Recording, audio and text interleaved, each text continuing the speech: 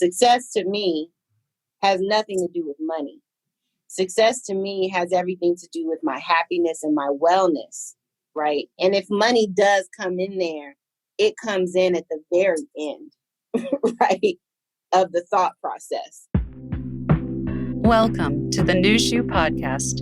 I'm your host, Vanessa Cornell. I invite you with love into this space to learn and grow with me. And for a brief moment of the day, come home to yourself. Buckle your seatbelts, folks. This episode is hilarious, high energy, sometimes explicit, just FYI if you have kids around, and extremely powerful. Bea Dixon is a force of nature. She is an inspiration. As the founder and CEO of the Honey Pot Company, Bea has built a powerhouse brand of clean feminine care products. She's one of the first 40 women of color to raise over $1 million in venture capital funding. Her story of success and her philosophy of persistence, integrity, and most of all, belief in self will leave you changed, especially if you're an entrepreneur, but even if you're not. She opens up the world of what is possible if we decide what we want and shares the process of making that desire into your reality. And along the way, she shows us it is possible to succeed not despite staying true to who you are and what you believe in, but because of it. Listen in on how to make positive change for yourself and others through successful business.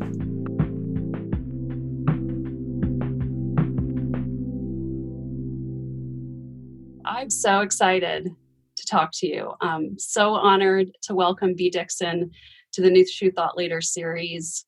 Welcome.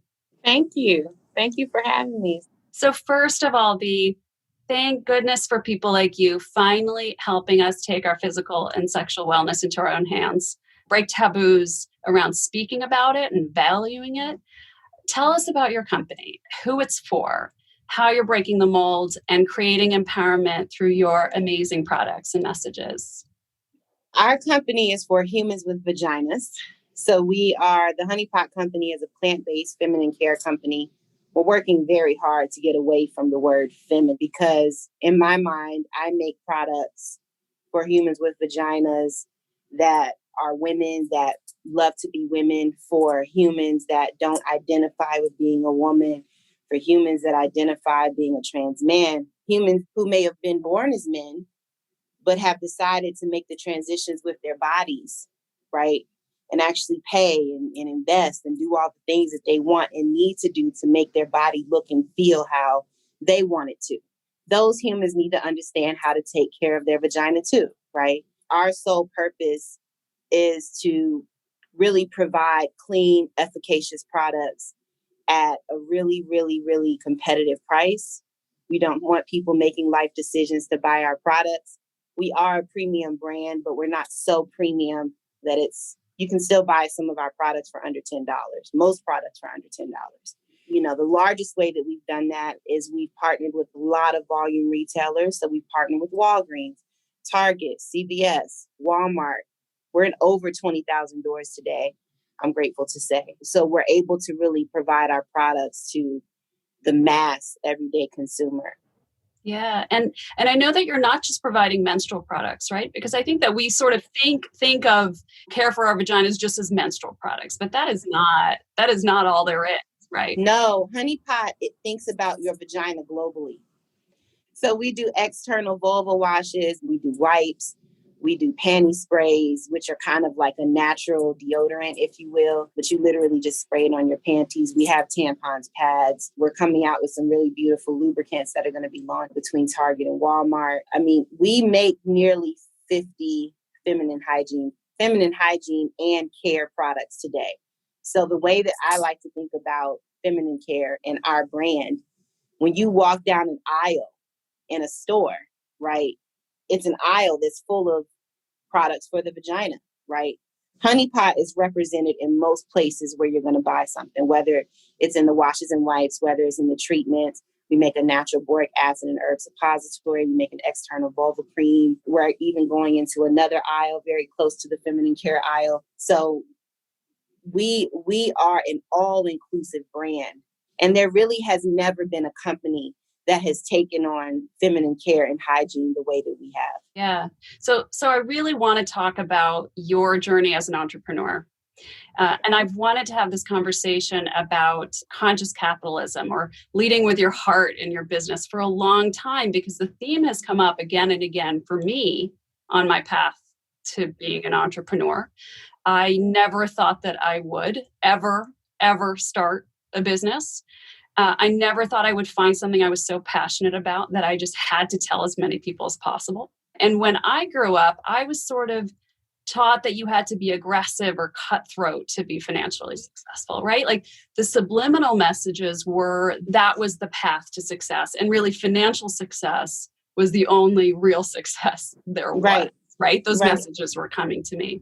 My desire to live a heartful life, a full life, feeling true to myself, even a spiritual life, it felt like it couldn't coexist with that financial success, building a business, or even ambition.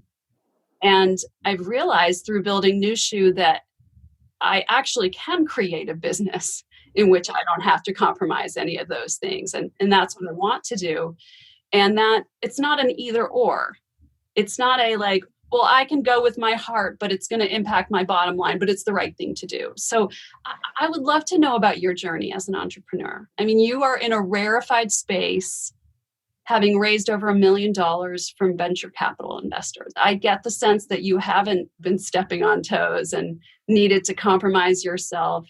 So I'd love to hear about what you were taught about success, what you've learned, and what have been your guideposts in your path.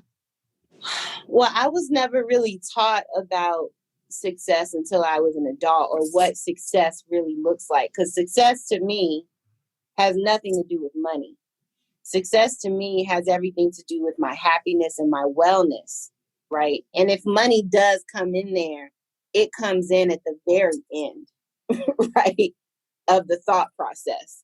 Any kind of variation of success that I was taught when I was young, it definitely was not around capitalism at all, right? Because my mother was a working woman when I was 15 and I wanted to get my driver's permit, right? I went to her to talk to her and she was like, yeah, that's cool, but you're going to have to get a job because I can't afford to give you the money to go to driving school, because she wouldn't let me get in unless I went to driving school, right? So I was 14 turning 15. So I went to McDonald's and got a job. In a lot of ways, that's how my mother taught me to be successful. If I wanted something, I needed to go get it. And I could not depend on her as my mother, even though I could depend on her to make sure my basic needs were met. But anything that I wanted extra, she was basically like, I'm sorry, but you have to figure it out. And I'm grateful that she did that, because she taught me how to work. She taught me how to think. After I saved up the money, paid for driving school, got my driving permit. When I turned 16 and I got my license, I was ready by that time to get a car. So she said, cool, you want to get a car? That's great. You're going to have to save up half the money. And whatever you save is what I'm going to match. I'll make sure that we can put our money together. But again, her teaching me was all about, if that's what you want, you got to go get that. You can't expect me or anybody to do it. So I think that was my first go on what success looked like. And then the thought process in my family, because that's what they were taught, was you need to go to school. You need to be a doctor, a lawyer. And I wanted to go to school to be a doctor. Everybody was very excited about that. Only I fucking hated school. So I was like, I don't think I'm going to be able to do that because I'm not good at doing things that I don't want to do. It wasn't until I started a cleaning business when I was very much an adult. And I realized I had been in the working class forever, obviously, right? I realized that, I had touched on something, but I didn't make money unless I did a service.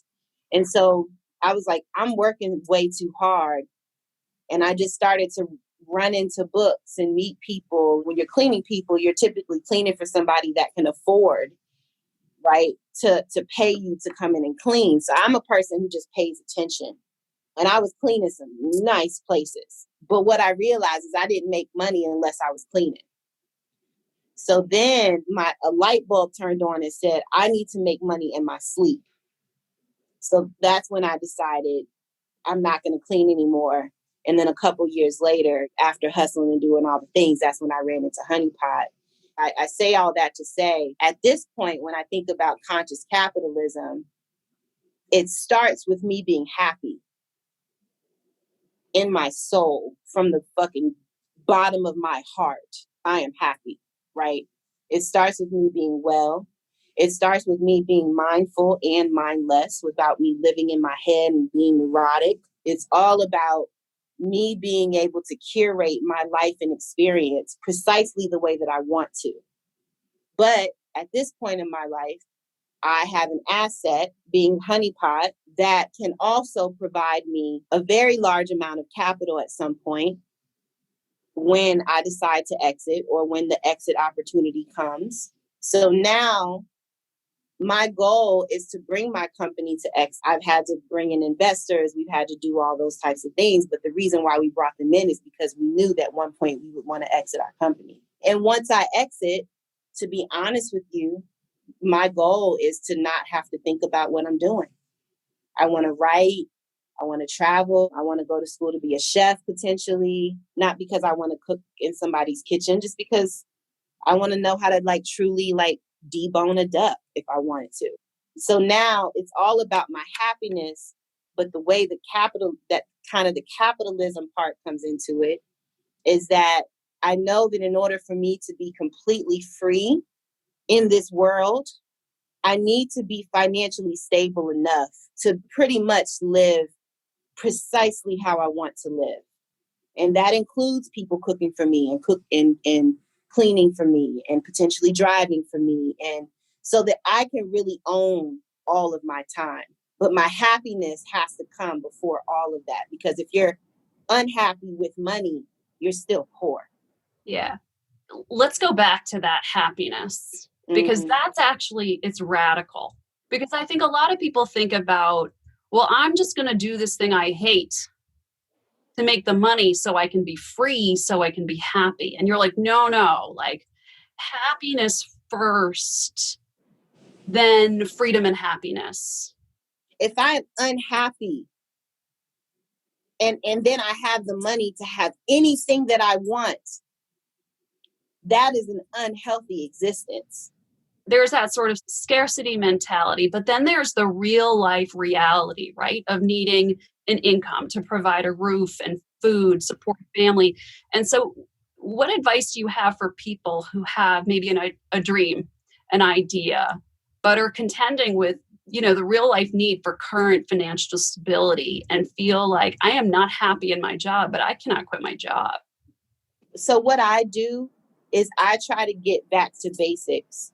Everybody's going to have a point within their business or their job, whether you're an entrepreneur or an entrepreneur, where you're not happy. You're busy, you don't have time, you're stressed, you're trying to figure out your life. You have to figure out what you truly want. And you kind of have to begin with the end in mind, right?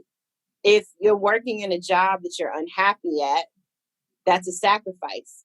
But if that job is the breadwinner of the family, for what I think is you have to get extremely serious about what it is that you truly want.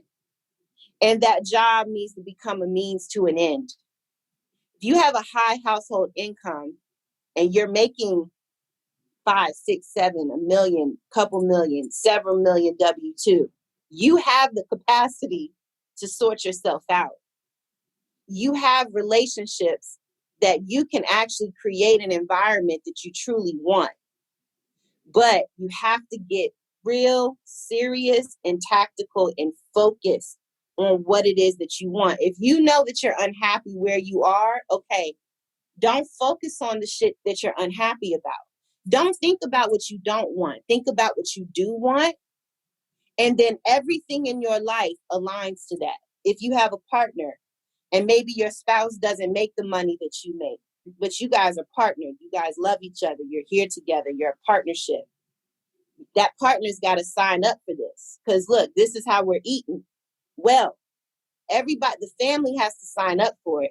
And you have to figure out what it is that you want and what your exit strategy is. For me, my exit strategy is selling my company. Don't make me wrong. I love the work that I do. This is my life's work. But for a person who's an entrepreneur and doesn't have their own company, what's going to be your exit strategy for getting out of this job that you fucking hate? Is it that you start your own business? Do you need to get to a certain amount of money in your savings account? Do you need to get it there and then work with your financial planner to help you to get to where you need to get to financially so that you can walk away, so that you can finance whatever the thing is that you're hoping and dreaming about? Or is it that you got to really look at your life and be willing to take a step back, take less money so that you can actually be happy, because money isn't everything. And maybe you aren't a person who has a high household income. And if you're a person who doesn't have a high household income and you hate your job, you have to go through the same steps that anybody has to go through. None of us have to always be unhappy.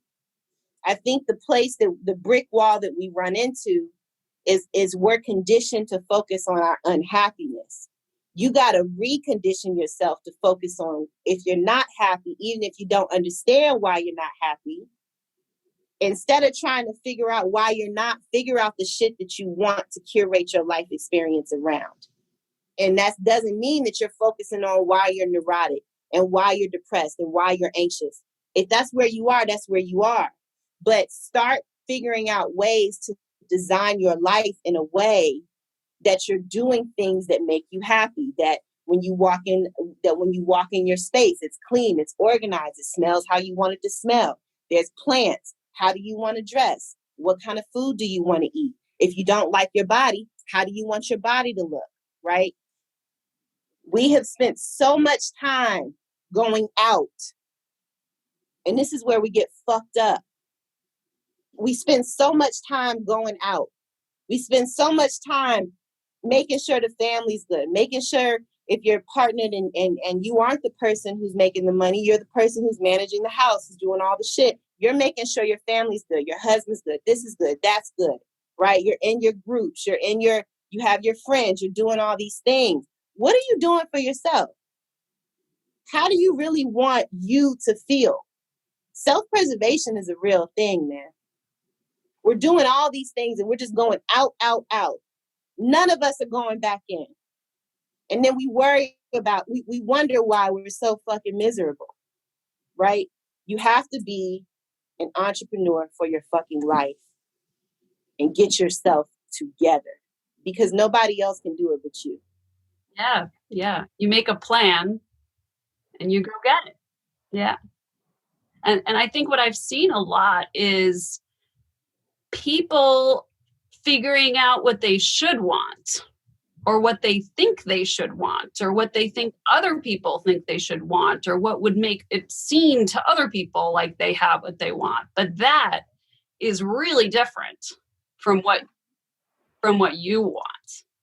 And that is a whole lot of energy in a direction that is not going to get you where you want to be, right? Still for other people.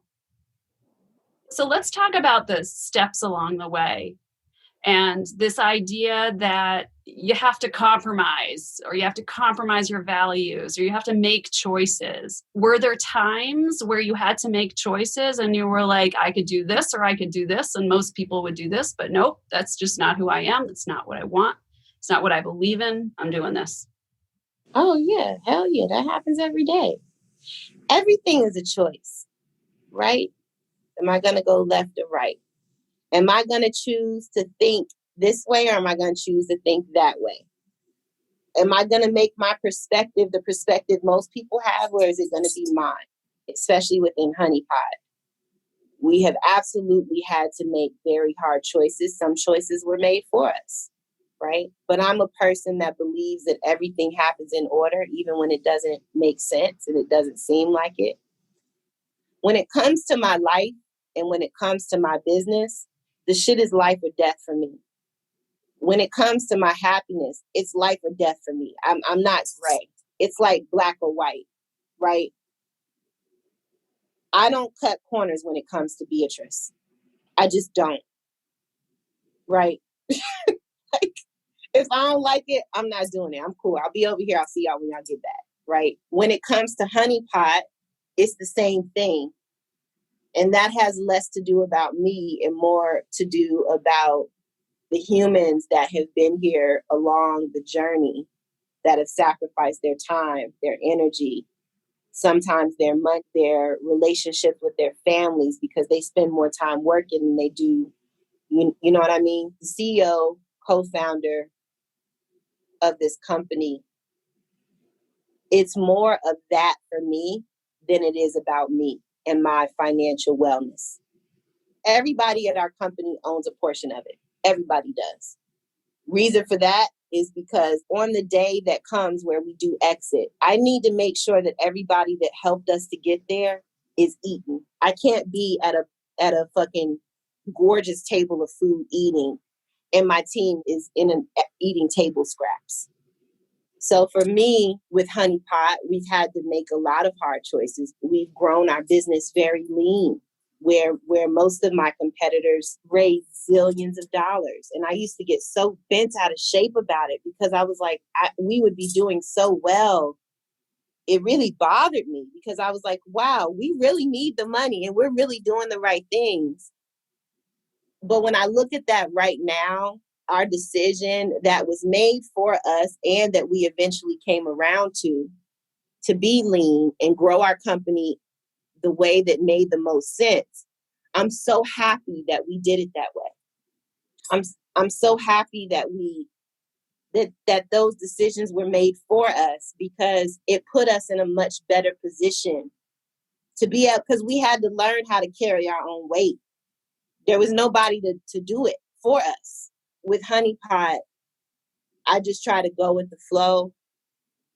Don't try to focus on shit that I don't have control over. I'm big with that with my team. If we don't have control over it, we got to die to it. And let's go do some other shit because we can't. What are we going to do? When you're on your path to your company being a success, it's full of things that you can't control. It's full of things that it's full of decisions. It's full of mistakes. It's full of wins. It's full of failure. It's full of all that shit. But it takes all, for all of this to happen. You just got to be willing to roll with it. So can we talk about something that happened with the Target ad? Yeah. You can talk about it.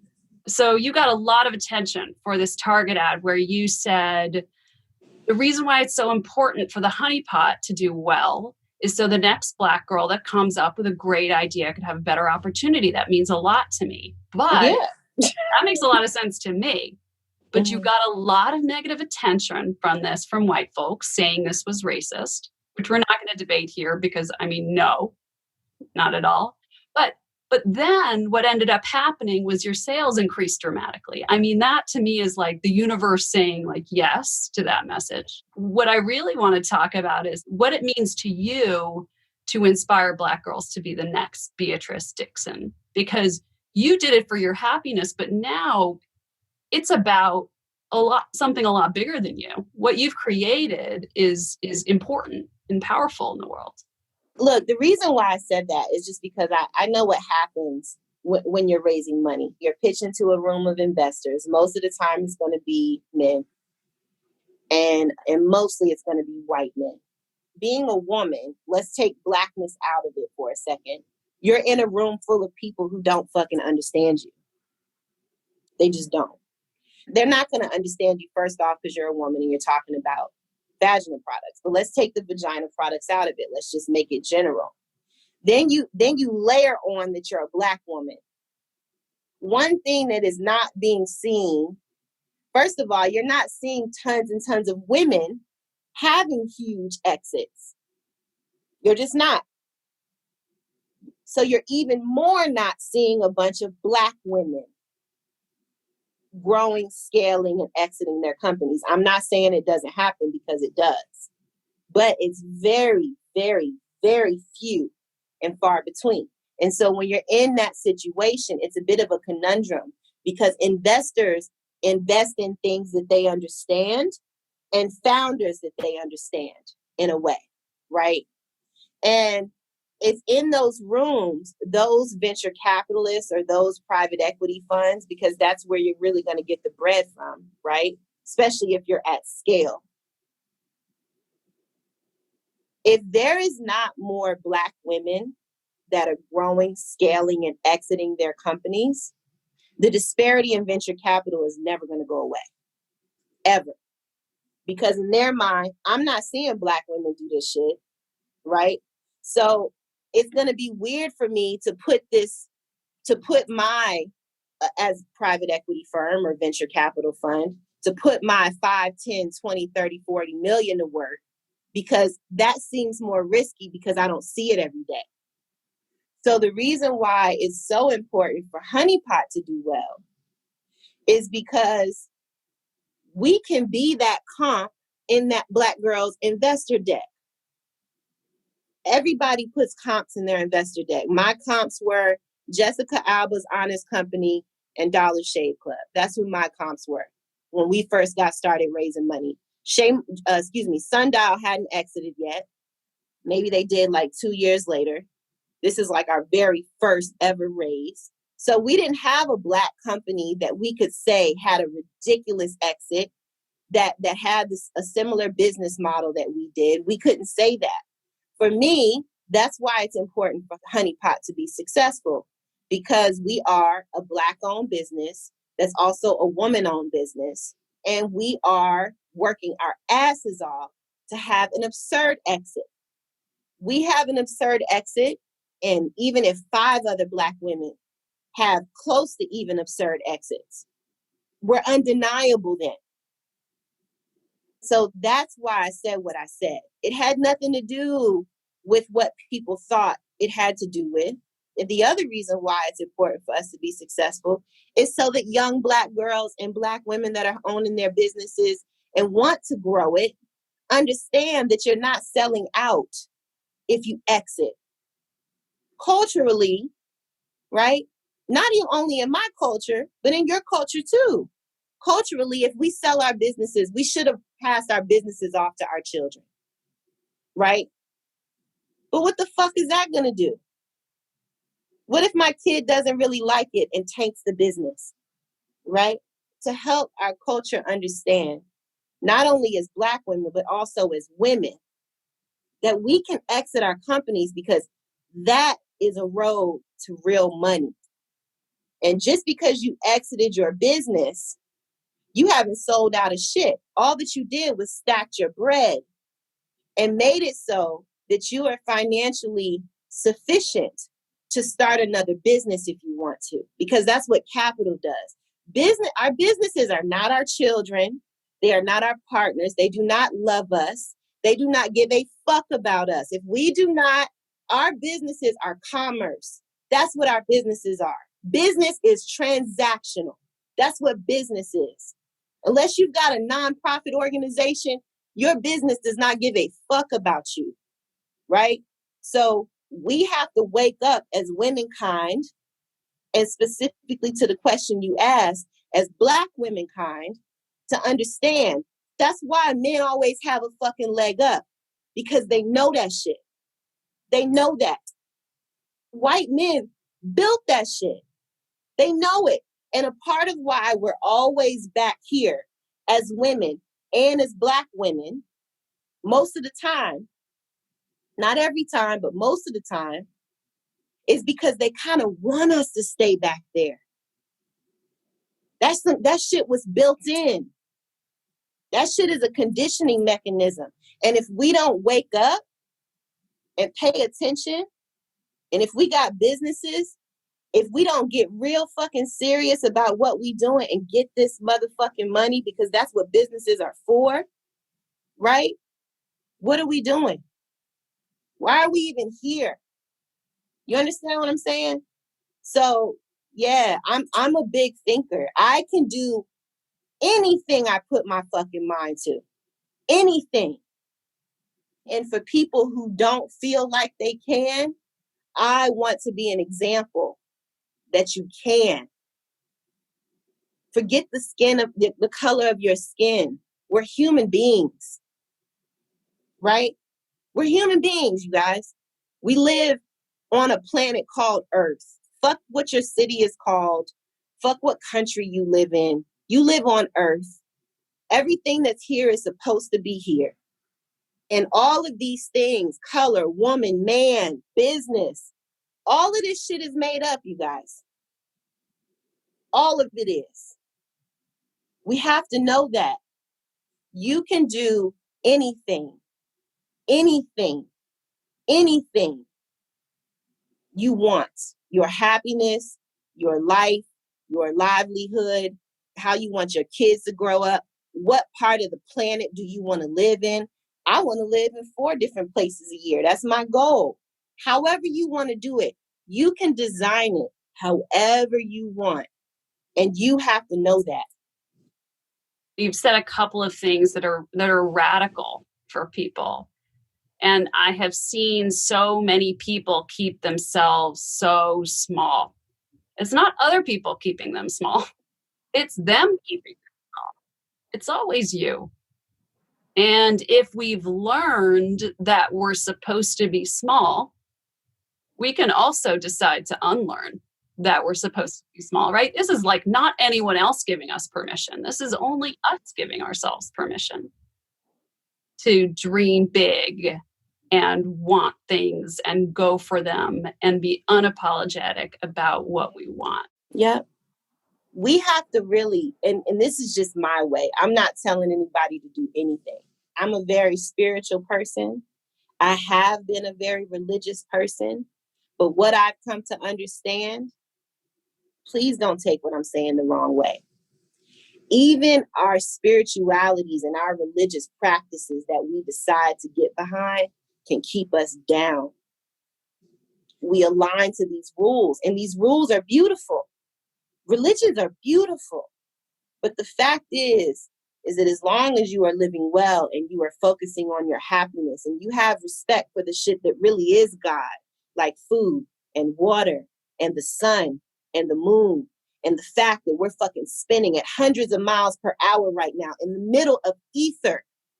The air that we breathe is our God. All of these things that are really, truly our God are some of the things that we really don't pay attention to.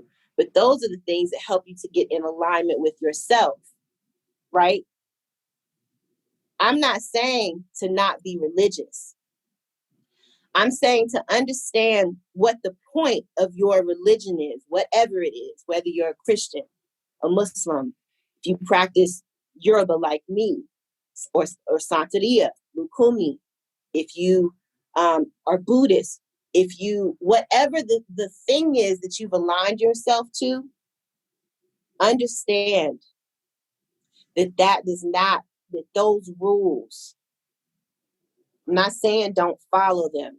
Do what you want, move how you want, but try to practically look at the rules and guidelines that you're aligning yourself to.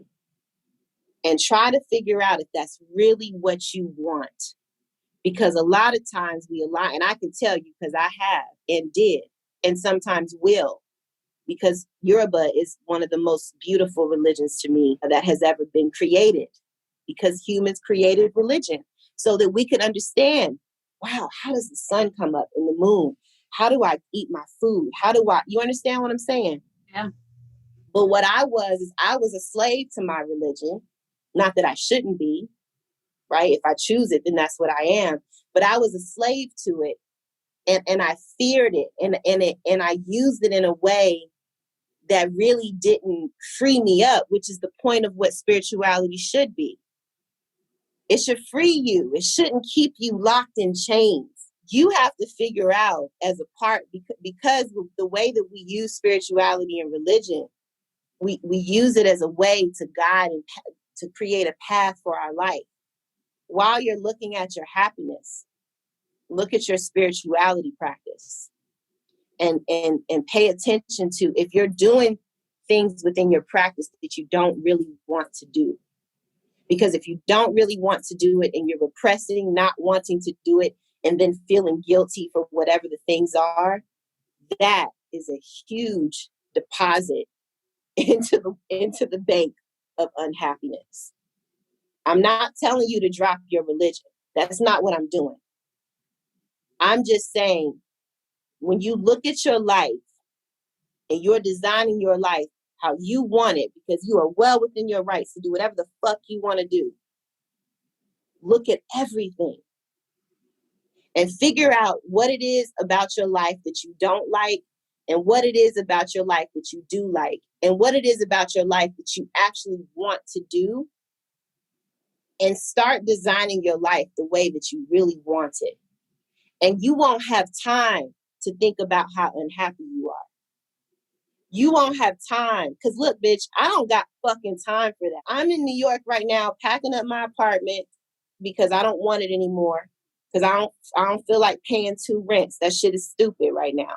You got to figure out what are the things in your life that are weighing you down. And you got to get real fucking serious about it.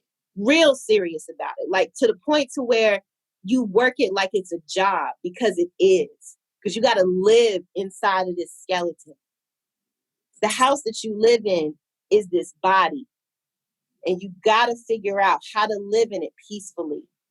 And the road to that is figuring out what do you want it to be and doing nothing but that. And I promise you, everything that you think is going wrong is going to fucking break away, because you're not thinking about what's wrong. You're only thinking about what's right for you. And self-perseverance is the only way, because that'll help you to be a better lover to your partner, better love to your children. You'll do better at your job, even if you hate it. You'll eat better because you don't want to fuck your body up. You'll drink more water. You'll exercise. You'll do the things that you really need to be doing, not because it's what you should be doing or what your friends are doing, right? But because that's what you really want. That's the key to it. It's not rocket science. You just have to figure out what you want and then build your life to get there. Yeah. It's so spot on, and it's so empowering, and it's so important. And I also want to acknowledge that people struggle to be able to grab that thing that you're grabbing with so much power and conviction. And that even if you just put yourself in that direction as a result of today, right? It's like, it doesn't happen all at once. It's not like I'm going to decide today to have permission to go for what I want, to want what I want. Because if we've been used to being told or not thinking that what we need matters, it takes a bit. It's time. Yeah. So be patient. Yeah. Be patient and give yourself grace and realize that everything is a process. Everything is in order. You're going to mess up. You're going to make mistakes. You're going to fall off the wagon. But the point is to not make yourself feel bad about it. I was listening to Pema Chodron, and she was talking about why people mess up when they meditate. And she said the reason why people typically mess up when they meditate is because they're trying to judge their meditation, right? You're trying to not think. And then when you think, you're like, oh shit, I shouldn't be thinking, right? The art to meditating well is to just be here for whatever comes. My version of meditation is everything I do. Everything I do is a meditation. This is a meditation because this is all that I'm doing right now. And whatever happens, happens, right? If I fuck up, cool, I fucked up. I just need to get to the next moment. Don't dwell in it. If something fucks up, it was meant to fuck up. Cool, next. Just be here right now all the time and accept when things don't go your way, accept when they do go your way. Understand you're going to die one day. So, what are you going to do? Just try to live well in all of your moments, even in a moment where you can't live well. I get mad. I get anxious.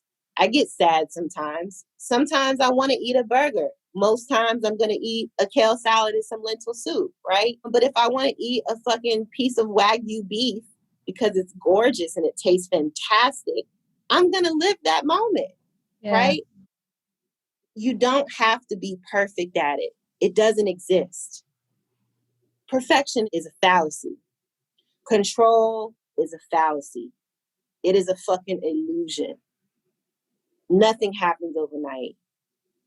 And in order to get on a path to happiness and wellness and true mindful and mindlessness, you really have to want it, and you really have to work extremely hard at it every day, every moment. No, I appreciate your perspective on the perfection really standing in our way. Mm-hmm. And that self-criticism really standing in our way. I mean, those are all huge energy sucks that are going to interfere with us getting serious, in your words, about getting what we want. Mm-hmm.